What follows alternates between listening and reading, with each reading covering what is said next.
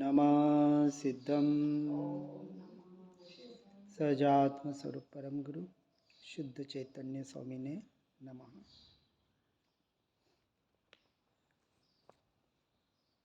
सम्यक्त्व के लक्षण या सम्यक्त्व के गुण व्यवहार निश्चय से समझने का प्रयास करेंगे। श्वेतांबरों में 5 लक्षण बताए जाते हैं: शम, संवेग, निर्वेग, अनुकंपा और आस्था। इसमें बताया अपने इसमें दिगंबरों में 8 गुण बताए हैं। नहीं, 5 ये भी बताया। तो ये तो है, पर 5 तो है, पर 3 और वहाँ है। 5 ही बताए हैं, यहाँ 8 बताए हैं। वही मैं बता रहा हूँ।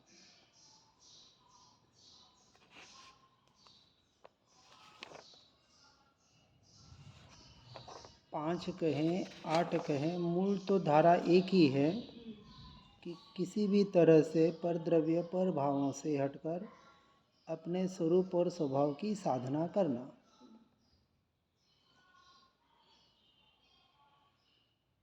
सिर्फ एक कथन की अपेक्षा से, क्योंकि हमारे सुनने वाले ज़्यादा श्वेतांबर हैं जो रिकॉर्डिंग जाती है, तो अपने को भेदों में नहीं जाना है।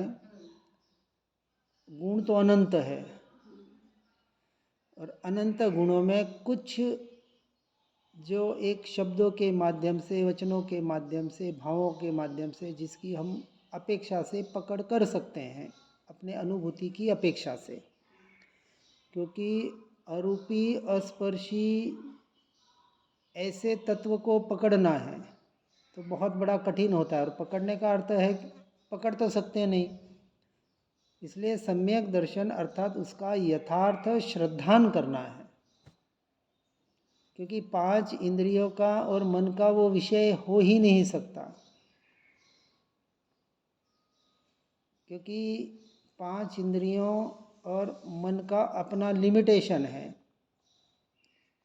और आत्मा इन सबसे परे है, पार है।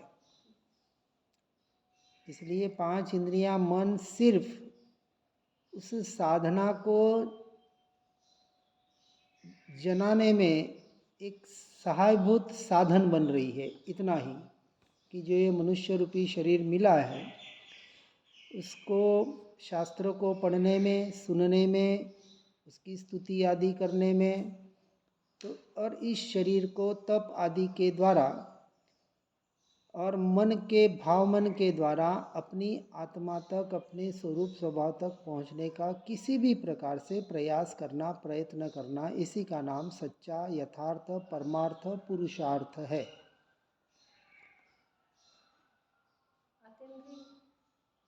अतीन्द्रिय, अतीन्द्रिय का अर्थ ही जो इंद्रियों से नहीं हो सकता। तो उसके पास पहुंचाने तक का है। हाँ, इंद्रिया माध्यम तो है ना अभी। वो माध्यम से वहां तक पहुंचाने क्योंकि ये इंद्रियां नहीं होती तो आप न पढ़ पाते, न सुन पाते, न बोल पाते और न विचार कर पाते। आज हम तत्व चिंतन की बात करते हैं कि जो पढ़ा सुना है इसको सामायिक में उसका चिंतन करके फिर भाव भाषण करके अपने में स्थिर होने का प्रयास करो, पुरुषार्थ करो, ऐसा एक जो उपदेश दिया जाता है। तो शुरुआत तो इंद्रियों से ही हुई ना। तो इन इंद्रियों का, इस शरीर का सदुपयोग करना है, ये सारा व्यवहार का कथन। और जब सब कुछ इंद्रियों के द्वारा समझ लिया, जान लिया, यथार्थ निर्णय हो गया,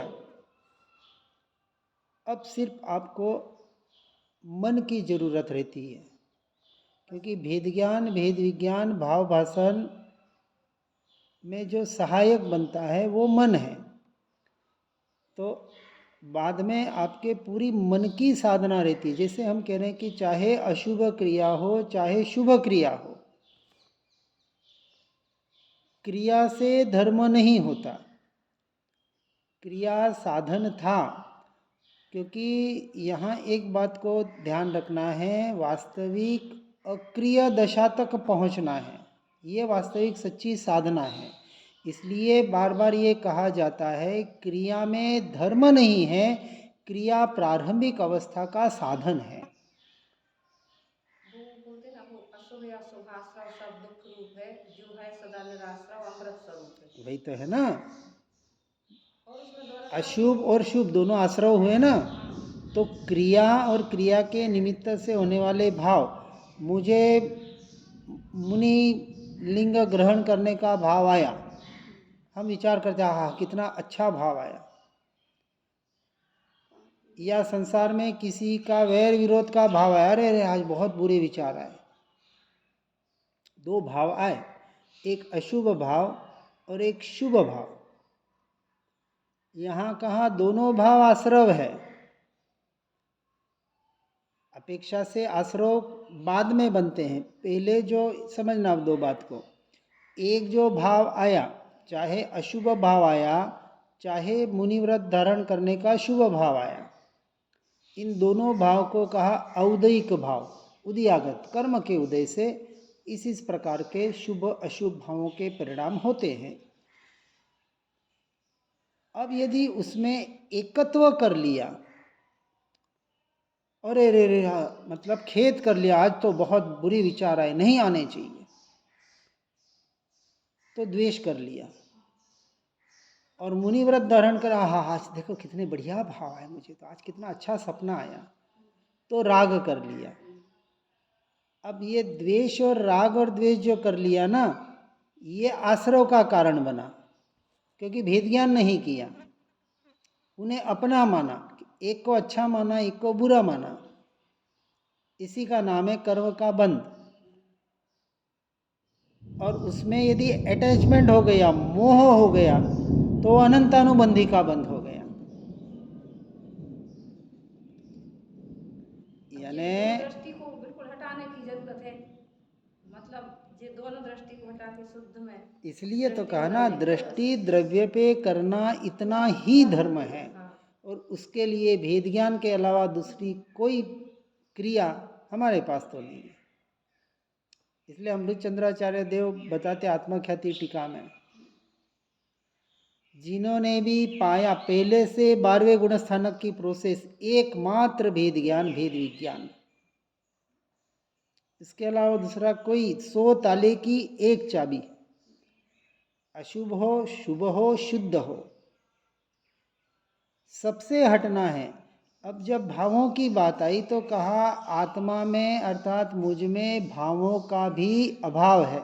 ये श्रद्धान में होता है, भाव अभी करने पड़ेंगे, बिना भाव भाषण के हम उसका अभाव भी नहीं कर पाएंगे। लेकिन पहले श्रद्धान में होगा कि ये हेय है, अभी मेरी पुरुषार्थ की कमजोरी है, मैं अपने स्वरूप में स्थिर नहीं रह पाता हूँ, इसलिए भाव भाषण भी करना पड़ेगा, स्वाध्याय सत्संग भी करना पड़ेगा, भूमिका के अनुसार जो जो क्रिया है 6 आवश्यक का पालन है। लेकिन उसे धर्म मान लिया तो जीवन भर हम उसी में अटक के रह जाएंगे। ये बात समझनी है, बहुत गहरी बात है ये। ये गहरी बात तो है, हम्म। लेकिन अब जो आप जो बता रहे हैं वो जीव ने इतना तो सब कर लिया, हाँ। और पुरुषार्थ की उसकी कमी है, तो हम्म। वो सम्यक दर्शन के सन्मुख कहलाया कि नहीं कहलाया? नहीं कहलाया ना, स्वभाव सन्मुख सो सम्यक दर्शन के सन्मुख है, सीधी सी परिभाषा ये है। क्रिया जीवन भर पूरी शुद्ध से शुद्ध कर रहा है, पूरा वाचन स्वाध्याय सत्संग टाइम टू टाइम बराबर, समझो दिन के 8 घंटे 10 घंटे पूरे इसी में लगा रहा है, वो तो लगा रहा है, लेकिन उसे पुरुषार्थ, ये तो क्रिया हुई, यही हम बता रहे हैं ना। क्रिया प्रारंभिक अवस्था का साधन है, बिल्कुल। बिना क्रिया बिना स्वाध्याय सत्संग पढ़े सुने हम उस चीज़ को समझ ही नहीं पाएंगे। आज जिन्होंने भी समझा है, भले मैंने आपने जिन्होंने भी देव गुरु शास्त्र के माध्यम से समझा है, तो हमारे उस अपेक्षा से उपकारी हुए। लेकिन जो समझ रहे हैं और उसको समझकर उसको जीवन में नहीं उतारा, आचरण में नहीं लाया, उसको चर्या का विषय नहीं बनाया, तो सुना पड़ा क्या काम का। अब जिसका गहराई में अध्ययन हो तो वो बस टेक निकल सकती है उसकी, सीधी बात है। इतनी गहराई की सुन के टेक निकल सकती है, क्योंकि उसने सब तो किया है, सब पढ़ा है, लेकिन वो उतना पुरुषार्थ नहीं कर पा रहा है, और कर्म अब उसको ऐसा मिला है योग हाँ, तो वो उसकी टेक निकाल सकती है। तो इसलिए तो कह रहे हैं ना, अब जोड़ दे रहे हैं जो 5 लब्धि में, इसलिए ये जो प्रायोग्य लब्धि है उसका नाम सच्चा पुरुषार्थ है। यानी अब बिना शास्त्रों के, बिना सुना पढ़े, क्रिया के काल में आप अपने स्वभाव में हम कितना रह पाते हैं इसका स्वयं चिंतन करना है और इसी का अभ्यास करना है, इसी का पुरुषार्थ करना है। उसे सम्यक्त्व सन्मुख कहा जाता है।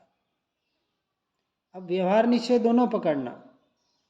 व्यवहार हुआ बाहर का, स्वाध्याय सत्संग के माध्यम से समझा, ये हुआ व्यवहार, क्षोभम ज्ञान, क्षोभम लब्धि, विशुद्धि लब्धि, देशना लब्धि, इसके माध्यम से निर्णय पक्का कर लिया। अब इन चीजों को अलग ही कर दो, इन चीजों को हाँ, इनको अलग ही कर अब दो। इनको अलग करना ही पड़ेगा, तब जाके सच्चा पुरुषार्थ होगा। हाँ, अब उनको लेके नहीं बैठना, अलग करना है। इसलिए बार बार कह रहे हैं, इनसे धर्म नहीं होता। ये धर्म में साधनभूत, सहायभूत है, निषेध नहीं कर रहे हैं, लेकिन धर्म तो अपने भाव भाषण के द्वारा, चिंतन के द्वारा। अब यहाँ उपयोग कहाँ है? अपने भीतर है ना, हर जीव के भीतर उपयोग नाम का सर्वोत्कृष्ट गुण पड़ा हुआ है, ये उसका लक्षण है। उस उपयोग का उपयोग करके उसको उपयोग में लगाना। जिस प्रकार हाँ, तुम यहाँ से आई इस रात्रि, ये सीढ़ी 5 चढ़ी, पहली सीढ़ी को छोड़ना पड़े कि छूट गई, ये बताइए। आप ऊपर चढ़कर आए तो आपने छोड़ी कि छूट गई वो स्वयं? छूट गई वो तो तो स्वयं। इसी प्रकार जैसे परिणाम आगे होंगे वो स्वयं छूटे, छोड़ने नहीं है। तो श्रद्धा में पढ़ा है कि उस सीढ़ी को नहीं छोड़ूंगा तो मैं ऊपर चढ़ नहीं पाऊंगा। वैसे ही ये श्रद्धा में पहले होगा कि यहाँ अटकने जैसा नहीं है, इसमें धर्म नहीं है, ये कह रहे हैं, उसका निषेध नहीं कर रहे हैं। धर्म नहीं है, सदाचार, सदाचार है। श्रद्धान की अपेक्षा से जब ये पता होगा कि आगे और आगे बढ़ना है, और आगे बढ़ना है, जिंदगी भर स्वाध्याय सत्संग करते रहना, वह सुबह आ गए 1 घंटा कर लिया, शाम को आ गए आधा घंटा कर लिया, दोपहर में टाइम मिला कुछ जाप कर लिया, ये धर्म नहीं है। और जीव जनरली बचपन से लेके बुढ़ापे तक, मरते दम तक बस उन क्रियाओं में अटका हुआ है। इस अपेक्षा से वहाँ ये कथन आता है कि क्रिया का निषेध नहीं, लेकिन क्रिया एक अटकने के लिए बहुत बड़ा अनादिकाल से इस जीव को बाधक बन रहा है। बिल्कुल सही। अब दोनों बात बताई मैंने। अटकने में बाधक बन रहा है। बिल्कुल, ये क्रियाएं, ये क्रियाएं। और इतना समझना कि जितना बाधक अशुभ नहीं है, उससे दोगुना बाधक ये शुभ है। शुभ है। इसलिए वहाँ और सावचेत रहना। बार बार जो कहना पड़ रहा है कि इसमें धर्म नहीं है, धर्म नहीं है, छुड़ाने के लिए नहीं, आगे बढ़ाने के लिए। अपने में लाने के लिए। अब कोई सुबह हमारा वही प्रश्न आया था एक भैया का कि वो छोड़ देगा। मैं कि हम छोड़ने की बार बार बात कर रहे हैं कि आपको छोड़ना नहीं है, आपको आगे बढ़ने के लिए हम कह रहे हैं। अब आप छोड़ दो और संसार में भटको तो उसमें हमारा तो दोष है नहीं है। आगे बढ़ो, वो अपने आप छूटा है। हाँ, छूटे ही है वो, और छूट अभी भी छूटा है, छूटे ही है वो। हमने उसकी पकड़ कर रखी है, पकड़ कर। मान्यता में, श्रद्धा में। ये नहीं करूँगा तो कैसे होगा, अरे वो नहीं पढ़ूंगा तो कैसे होगा, ये तो पढ़ना चाहिए, ये तो हमें बार बार बताया जा रहा है, पढ़ो, मूल ग्रंथ को पढ़ो, मूल इनको पढ़ो। अरे उनको पढ़ना है कि अपने को पढ़ना है? उन्होंने अपने को पढ़ के ये लिखा। ये भी क्या कहा, पढ़ पढ़ के पोती पंडित हुआ न कोई 2.5 अक्षर आत्मा के आत्मा का पढ़े सो, आत्मा भी 2.5 अक्षर है, प्रेम भी। यहाँ प्रेम नहीं, प्रेम तो राग है। जैन दर्शन प्रेम की बात नहीं करता है, ये वापस समझना। जैन दर्शन प्रेम की नहीं, व्यवहार में भी मैत्री की भावना करता है, प्रेम की नहीं। प्रेम तो राग है, मैत्री भी। अब ये देखो यहाँ आएगी मैत्री भावना, आगे 4 बताइए। भगवान आत्मा निश्चय अपनी आत्मा का बता रहा, बस कोई सार है, बस सीधी सी बात, सबका सार काम एक उसी ही में है, बनेगा, काम उसी ने बनेगा। काम उसी में बनेगा। इसलिए निरंतर हम बार बार एक ही, जो हमने एक ध्रुव तत्व की पकड़ करनी है, तो एकमात्र साधन है, सर्वोत्कृष्ट साधन है, मिल गया हमें, तो फिर नीचे के साधनों में क्यों जाए? क्यों अटक रहा? ये प्रारंभिक अवस्था के साधन है, पढ़ना सुनना सुनाना ये तो शब्द ज्ञान तक, जानकारी तक। अब बचपन से हम सिर्फ पढ़ रहे सुन रहे, बस उसी का रटन कर रहे। मंदिर विधि कर ली, वो कर ली, ये कर लिया कर लिया। करना करना करना सो मरना, करना धर्म नहीं है, इसलिए बार बार कहा जाता है, क्योंकि जीव उसी में अटक रहा है, उसी की रुचि। पकड़ नहीं रखना चाहिए किसी चीज की पकड़ जैसा नहीं, समय आ गया उससे समाधान अपने में करना है, अटकना नहीं, पकड़ नहीं रखना है, आगे बढ़ना आया है। निकल गया समय, बस बस हो गए। ना पाप है ना ऐसे अभी पुण्य। बताया ना, तीसरी चौथी सीढ़ी चढ़ोगे तो पहले दूसरा सीढ़ी छूटेगी ही छूटेगी। अब आप कहोगे कि नहीं ये तो हमारा तो छूटना नहीं चाहिए। अब व्यवहार स्वाध्याय से निश्चय स्वाध्याय करो, व्यवहार सत्संग से अब निश्चय सत्संग करो। व्यवहार निश्चय के लिए था, और निश्चय के लिए अब बाहर की जरूरत नहीं रहती है, वो स्वावलंबी बनता है। स्वाध्याय का अर्थ जे स्वाध्याय पाठ पढ़ना समझिए, ये स्व बस। का अध्याय अपने आत्मा का, अपना दूर तक का स्वभाव का अध्याय करना है। और सबके लिए एक ही साधन है, भेद ज्ञान भेद विज्ञान।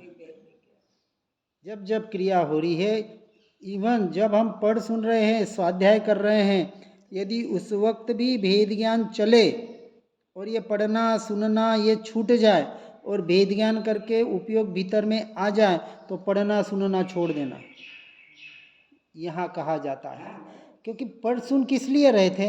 अपने में लीन होने के लिए। और पढ़ते पढ़ते सुनते सुनते भाव भाषण हो गया, होता है, हमने यही अभ्यास किया, पढ़ते पढ़ते उन शब्दों के द्वारा उपयोग यहाँ करते हैं, यहाँ पूरा पूरा अभ्यास इसका किया, तो वो पढ़ते पढ़ते उपयोग यहाँ अपने आप जाता है। और कभी कभी अभी तक तो नहीं आया, पर वो भी आ सकती है इसी एक दशा कि पढ़ते पढ़ते सुनते सुनते, जैसे इनके होता है, देखो सुनते सुनते आंख बंद हो जाती है और अपने में लीन हो जाते हैं। बोलते आपने बोला आधा सुना आधा नहीं सुना, वो बहुत अच्छा काम किया। सुनना ये धर्म नहीं है, सुनते सुनते अपने में लीन होना सो धर्म हुआ। पर ये भी बात है भगवान आत्मा हाँ। की, जैसे कुछ आप बताना चाह रहे हो वो भी नहीं समझ पाते ना। अरे क्या समझना है बताओ? वो डॉक्टर साहब भी वही बोलते थे। क्या समझना है? हाँ, रविंद्र जी अमन में भी वही बोलते थे, आंख बंद करते हो तो ध्यान की अवस्था थोड़ी है, अंदर का ध्यान स्थिर है, वो ध्यान बस। तो आँख भी बंद हो गई। करना यही था। अब क्या बता रहे हैं वो समझ नहीं पड़ता। पर कितना समझना, क्या समझना? समझ के तो एक ही समझना, मैं त्रिकाली ध्रुव तत्व आत्मा शुद्धात्मा परमात्मा स्वरूप जो है सो मैं हूँ। समझना तो इतना ही था। अंतिम तो यही है, सारा समझा कि इतना ही कहा, पर द्रव्य पर भावों से तू स्वतंत्र है, भिन्न है, न्यारा है। मेरी पर्याय से भी मैं भिन्न हूँ, मेरे द्रव्य गुणों के भेदों से भी मैं भिन्न हूँ, भेदों से, क्योंकि मैं अभेद तत्व हूँ। और उस अभेद की दृष्टि सो द्रव्य दृष्टि, इतना ही समझना था। और जब मान्यता में पर को पर मान लिया, ये मैं नहीं, मेरे नहीं, मेरा कोई या एक अणु मात्र भी संसार में है नहीं, इसका टंकोत्कीर्ण यथार्थ स्वीकार हो गया, निर्णय हो गया, श्रद्धान हो गया, तो अब और क्या समझना?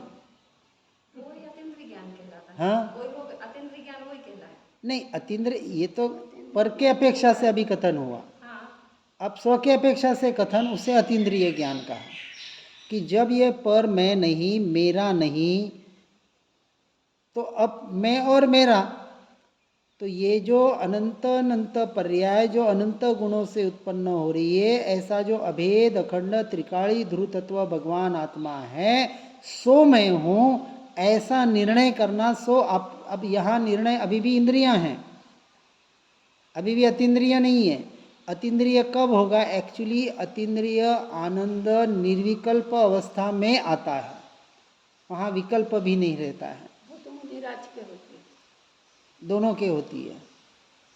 पांचवें गुणस्थान में भी होती है। चौथे पांचवें में भी जब प्रतिमाधारी श्रावक जब इस प्रकार के चिंतन करते करते अपने में लीन होता है, जैसे आपको होता है बहुत बार, वो विकल्प सहित की निर्विकल्प अवस्था है, शुद्धोपयोग वाली सात्विक गुण स्थानक वाली नहीं, पर वो भी अपेक्षा से निर्विकल्प अवस्था कही। कि जहाँ कोई विचार नहीं है, विकल्प नहीं है, बस अपन कैसे भाव भाषण करते करते कि यही मैं। अब मैं के बाद हम कोई विचार नहीं कर रहे हैं, कोई विकल्प नहीं कर रहे हैं, बिल्कुल स्थिर हो गए मैं। भले आधा मिनट, 1 मिनट, अभी ये वो 7वां गुण स्थानक नहीं है। 5वें में निर्विकल्प अवस्था आएगी, परंतु वो व्यवहार की अपेक्षा से निर्विकल्प कहा उसे, और निश्चय की अपेक्षा से निर्विकल्प और शुद्धोपयोग भावलिंगी मुनिराजों के 6ठे गुण स्थान में होता है। हम उसका अभ्यास कर रहे हैं,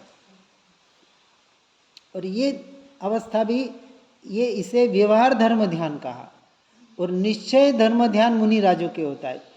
सच्चा धर्म ध्यान तो वो कि जो धर्म ध्यान शुक्ल ध्यान की ओर ले जाए, और शुक्ल ध्यान की ओर सिर्फ मुनिराज जा सकते, हम नहीं। अभ्यास हम इसलिए कहा ना, अभी हमारा अभ्यास है, अभ्यास है अपना।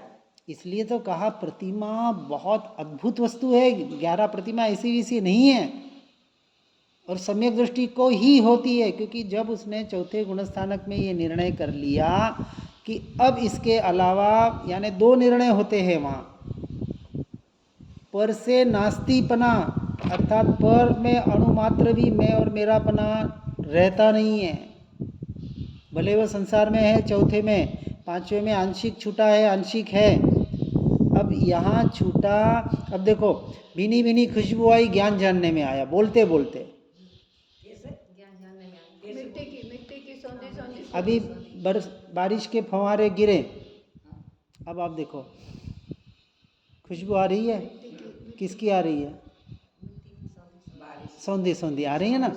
अब ये बोलते बोलते ज्ञान जानने में ये खुशबू भी आई, क्योंकि बोलना एक वस्तु अलग है, और ये हवा भी चली, हवा का स्पर्श भी लगा, और ये भीनी भीनी खुशबू आई, यहाँ चिंतन चला, देखो ज्ञान जानने में आया। तो बोलते बोलते स्पर्शेंद्रिय, अभी 3 प्रोसेस चल रही है, एक स्पर्शेंद्रिय, एक घ्राणेंद्रिय की खुशबू, एक ये मुंह से निकल रहे शब्द, तो 3 इंद्रियों का, और आंख बंदे चलो वहाँ तो उपयोग नहीं है, पर 3 जगह उपयोग जब गया, तब एक विचार आया, अभी विचार से, कि ये मुझे ये जो जानने में आ रहा है ना, हवा का स्पर्श, ये भीनी भीनी खुशबू, मैंने एक, क्योंकि आदत ऐसे, वो एक अभ्यास बना दिया ना कि ये ज्ञान जानने में आ रहा है, सीधी दृष्टि कहाँ गई? वो देखो, अब यहाँ 2 काम हो रहे, खुशबू भी आ रही है, स्पर्शेंद्रिय की ठंडक भी लग रही है। ऐसा नहीं है कि हम यूँ नहीं कहेंगे कि वो नहीं लग रही है, लेकिन उस वक्त आपका उपयोग कहाँ है? तो सीधा उपयोग ज्ञान से हुआ, ये ज्ञान जानने में आ रहा है, ये खुशबू और ये जानने में, ये भी मतलब इसका नाम है सोपर प्रकाशक। ये अभ्यास करना है। अब इस अभ्यास के लिए मुझे किसी शास्त्र की जरूरत नहीं है, ये बोलने की और पढ़ने सुनने की भी जरूरत नहीं है। ये जो उपयोग वहाँ गया, ये उपयोग गया, सो धर्म हो गया। मतलब अभी ये व्यवहार धर्म, इसका नाम है संवर। हाँ, निर्जरा नहीं। निर्जरा तो जब इस ऐसी लीनता, आत्मलीनता, सम्यक चारित्र में अनंत गुणा निर्जरा होती है। अभी निर्जरा की विचार में तो कहता हूँ एक बार संवर करो। 70 कोड़ा कोड़ी सागरोपम का जो मोनीय कर्म आ रहा है, उसको एक बार रोको, अनंत अनुबंधी। फिर प्रत्याख्यान ये नहीं, अपने आप उस आगे इस पे आपको कोई काम नहीं करना है, पूरा पुरुषार्थ इस वेद ज्ञान और सम्यक दर्शन का करना है। पूरा चर्चा इसलिए सम्यक दर्शन की चलती है कि सम्यक दर्शन के बाद वास्तविक उस जीव को कुछ इतना, वो उसको बोलते हैं ना क्लीन एंड क्लियर, उसकी वो विजन दृष्टि हो जाती है कि उसके फिर उसकी सारी क्रियाएं होती है, वो उसका कर्ता भोक्ता नहीं होता है। जैसे मैंने कहा ना, परिशय उपसर्ग हमारे मुनिराजों ने सहन किए, व्यवहार से कहा जाता है, हम स्पष्ट कहते हैं जिन्होंने सहन किए, कर रहे हैं और करेंगे, वो कभी केवल ज्ञान को तीनों काल तीनों लोक में नहीं पाएंगे। करेंगे आ गया ना, करेंगे आ गया, मुझे सहन करना है, करना नहीं होता। और किसके आधार पर होता है? आत्मलीनता के आधार। तो उन मुनिराजों ने क्या किया? अपने स्वभाव का आश्रय लिया और स्वभाव में ऐसे स्थिर हो गए कि वो सिगड़ी जल रही, कि वो सियालिया के शरीर को खा रही है, कि क्या हो रहा है, वो शरीर पे उपयोग ही न जाए। इसका नाम ध्यान और उत्सर्ग का उत्सर्ग है। वो दशा उनकी होती है और वैसा शरीर भी मिलता है, सब सहनन मिलता है, क्योंकि पुण्य ऐसा साथ में लेके आए हैं वो। उनके पूर्व भव की साधना तो इतनी साधना है प्रबल ना, थी तो साधना से ही तो मोक्ष मिलता है ना। और वहाँ पुण्य पूरा, वो सारा पुण्य भी काम कर रहा है, उसका शरीर मिला, वैसी ये मिली, वैसी दीक्षा आई, सब कुछ हुआ। अब वहाँ होता है, उनको कुछ उसके लिए करना नहीं पड़ता है। उसमें वज्र सब नाराज हाँ हाँ, सब मिलेगा ना। और इसलिए करने की आदत छोड़ो, होने पने में आने की आदत करो। कर्तृत्व बुद्धि से पूरा छूटना है। इसलिए एक वाक्य आता है, कर्तव्य नहीं कर्तृत्व छोड़ो। कर्तव्य आपके जो है भूमिका के अनुसार वो भले करो आप, लेकिन उसमें कर्तृत्व बुद्धि मत करो। क्या करें, मुझे तो करना पड़ता है, मैं नहीं करूँगा तो कौन करेगा, हम नहीं करेंगे तो क्या करेंगे, उसमें मत जाओ। ऐसी भावना ना रखो। हाँ हाँ हाँ, नहीं रखो अंदर। तो कर्तापना भोक्तापना, क्या करे, मैंने कर्म बांधे तो मुझे तो भोगने पड़ेंगे, अरे रे जी, बहुत लाचारी हो गई। वो लाचारी हो गई, फिर हीन दिन बन गया वो जीव। अब व्यवहार की अपेक्षा से बराबर, व्यवहार से तो यही कहा जाएगा, जिन्होंने जैसे कर्म बांधे वो उसको भोगने पड़ेंगे। व्यवहार का जब कथन होगा, जिस अपेक्षा से होगा, वहाँ यही कहा जाएगा। अब व्यवहार से क्या कहेंगे, सभी जीव कर्माधीन है। जिसने जो जो पूर्व भव में कर्म बांधे हैं, वैसे वैसे उदय में आएंगे, वैसे वैसे उसके परिणाम होंगे, वैसे वैसे उसकी क्रिया हो रही है और होगी। लेकिन अंदर मुख्यता और गुणता की भी तो वो है अंदर। हाँ, बस उस पे ही तो निर्भर। इसलिए व्यवहार निश्चय को बराबर समझना है। क्रमबद्ध पर्याय का अर्थ क्या हुआ कि हर जीव के हर परिणाम जो हो रहे हैं पर्याय में क्रमबद्ध है, निश्चित है। इसका स्वीकार हो गया तो जीव कितना बिल्कुल निर्भर हो गया। हर जीव का, चाहे इस जीव का हो या इस सृष्टि के सभी जीव का हो, होता जगत स्वयं परिणाम, मैं जग का करता क्या काम। अरे जग का छोड़ो, इस देह का भी मैं कुछ नहीं कर सकता। इस यानी औदैहिक क्रिया और इसके निमित्त से होने वाले इसके भाव, मेरे उन भावों का भी मैं करता भोगता नहीं, क्योंकि औदैहिक भाव है, उदियागत है, मेरा स्वरूप नहीं, मेरा स्वभाव नहीं। बस वहाँ से दृष्टि हटा दो, उसको भी मैं जानने वाला, और उसको जानते वक्त अपने ज्ञान स्वभाव को जानने वाला, मैं तो ज्ञान मात्र। ये एक चिंतन, ये एक विचार कर लिया ना, इसी का नाम है उपयोग आपका आत्मा में आ गया। आपने आत्मा को याद किया कि नहीं, मैं चैतन्य मात्र, ज्ञान मात्र, मैं ज्ञान मात्र। तीन शब्दों में द्रव्य गुण पर्याय, मैं द्रव्य ज्ञान गुण और मात्र, सारी पर्याय उसमें एकत्व हो गई। वो भाव भाषण वैसा होना चाहिए। तो मैं की दृष्टि कर ली ना, मैं को याद किया, मैं का विचार किया, मैं का चिंतन किया, इसी का अर्थ है उपयोग मैं पे गया। स्वीकार कर लिया तो। और इसका नाम है अतीन्द्रिय उपयोग। जो दृष्टि, जो उपयोग ज्ञान स्वभाव पर जाए, वो अतीन्द्रिय हो गया। क्योंकि बिना अतीन्द्रिय, अतीन्द्रिय का अर्थ ही है आपका इंद्रियों से रहित जो भिन्न तत्व, ऐसा जो ध्रुव तत्व है, वहाँ दृष्टि का जाना, इसका नाम है अतीन्द्रिय। दृष्टि का विषय अब यहाँ दो होगी, एक ज्ञान का विषय और एक दृष्टि का विषय। अभी जैसे ज्ञान का विषय ये शब्द भी हो रही है, हवा भी हो रही है, ये भीनी खुशबू भी हो रही है, तो भले आंख बंद करें तो आंखों के सामने कोई दृश्य भी आ रहा है, तो ये हुआ ज्ञान का विषय। तो ज्ञान का विषय पर द्रव्य प्रभाव बनेंगे, बिल्कुल बनेंगे। लेकिन अब दृष्टि का विषय बनाना है तो अभ्यास तो यही कि इसको जानने के काल में मुझे ये नहीं, मुझे तो अपना ज्ञान ही जानने में आ रहा है, मुझे ज्ञान ही। अब जैसे ये चिंतन चला ज्ञान स्वभाव का, तो अभी ऐसा नहीं कि आपको हवा का स्पर्श बिल्कुल आपको ज्ञान में नहीं झलक रहा है, या कोई भीनी खुशबू नहीं आ रही है, वो भी आ रही है, पर आपने ये एक प्रयास और पुरुषार्थ कर लिया, अपने मन भाव मन के द्वारा उपयोग को अपने ज्ञान स्वभाव में ले जाने का पुरुषार्थ किया, ये पुरुषार्थ। और जैसे ही ये पुरुषार्थ हुआ, आपकी दृष्टि वहाँ से हटी। ज्ञान में दोनों जानने में आ रहे स्व और पर, लेकिन दृष्टि कहाँ गई? ये ज्ञान, ये ज्ञान। अब हमें पता है ज्ञान का, ज्ञान यहाँ तो नहीं है, जहाँ जहाँ शरीर है वहाँ वहाँ मेरी ज्ञान चेतना पूरी शरीर आकार फैली हुई है। तो ये ज्ञान कहते ही बस, जैसे एक अपन ने उदाहरण देखा था ना कि बच्चे ने पिता की या माता की उंगली पकड़ ली तो उसके श्रद्धान में आ गया कि मैंने पापा को पकड़ा है, मैंने मम्मी को पकड़ा है, उंगली को नहीं। डर नहीं। तो जैसे ही ज्ञान की पकड़ आ गई, वो भाव भाषण में होता है कि ज्ञान यानी अनंत गुणों का ये घनपिंड, वो भाव भाषण में होता है। तो एक गुण में अनंत गुण समाये हैं, ऐसे एक एक प्रदेश में असंख्य प्रदेश समाये हैं। ऐसा जो घनपिंड, वो दृष्टि का विषय बनता है। अभेद तत्व मैं कहते ही वो मैं पना पूरा, वो घनपिंड, वो मैं, बार बार मैं क्यों कह रहे हैं? क्योंकि वो मैं पना, ये शब्द भी वहाँ नहीं रहता है फिर। हाँ, वो शब्द भी नहीं, वो एहसास मैं पने का, बस वो एहसास ही का नाम तो अनुभूति है। अपने अस्तित्व का शिकार यही तो अनुभूति है, और यही निर्विकल्प दशा है इस भूमिका में। ये अभी इस भूमिका की बात कर रहा हूँ, चौथे पांचवे की। छठे की भूमिका अलग होगी, वो शुद्धोपयोग वाली सातवें गुणस्थान वाली होगी। और ये भूमिका आपको कहीं ना कहीं एक समय के लिए सातवें में लाके छोड़ देगी।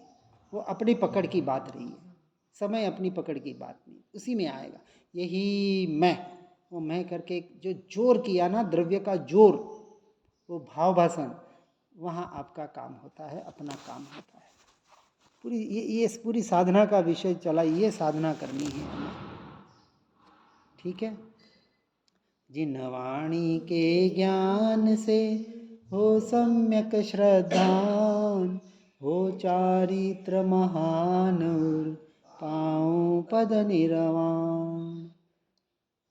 निज निधि निज में बताई यह अनंत उपकार है, इसके लिए जिन वाणी माँ को वंदना शतवार है, वंदना शतवार है।